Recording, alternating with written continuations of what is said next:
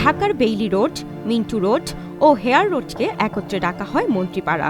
এখানে ৭২টি ফ্ল্যাট বিশিষ্ট ৩টি ভবন নির্মাণের সিদ্ধান্ত নিয়েছে সরকার। সরকারের এই প্রকল্পটি হাতে নিচ্ছে গণপূর্ত অধিদপ্তর, যার আয়তন হবে প্রায় ৮,৫০০ থেকে ৯,০৩০ বর্গফুট।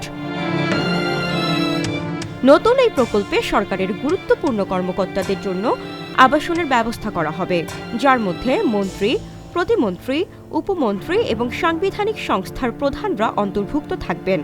৮ জানুয়ারি সচিবালয়ে গণপূর্ত মন্ত্রণালয়ের সচিব নজরুল ইসলামের সভাপতিত্বে অনুষ্ঠিত এক সভায় প্রকল্পটির বিভিন্ন দিক নিয়ে আলোচনা করা হয়।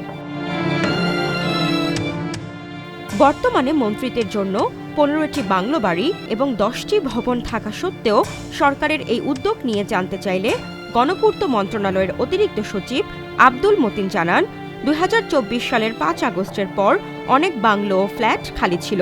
সেখানে সাংবিধানিক সংস্থার পদধারী ব্যক্তিদের কেউ কেউ থাকছেন। সাংবিধানিক পদের ব্যক্তিদের জন্য আলাদা বাসস্থান থাকার পরেও তারা কেন মন্ত্রীপাড়ায় থাকেন তা জানতে চাইলে তিনি বলেন, মন্ত্রীপাড়ায় তাদের বসবাসের অনুমতি সরকার দিয়েছে। নতুন প্রকল্পে মন্ত্রীদের ভবনে ব্যায়ামাগার বা জিম, কমিউনিটি স্পেস বানানোর পরিকল্পনা করা হয়েছে। প্রতিটি ভবনের ছাদে থাকবে সুইমিং পুল। সুইমিং পুলের জন্য প্রয়োজনীয় সরঞ্জাম ও উপকরণ কেনার জন্য ৩ কোটি টাকা বরাদ্দের প্রস্তাব দেওয়া হয়েছে। 3টি ভবনে আসবাব ও পর্দা কেনার জন্য বরাদ্দের প্রস্তাব দেওয়া হয়েছে ২০ কোটি টাকা। যদিও প্রকল্পের ব্যয় আরও যাচাই করতে গণপূর্ত অধিদপ্তরকে নির্দেশ দেওয়া হয়েছে। ডেস্ক রিপোর্ট, আজকের পত্রিকা।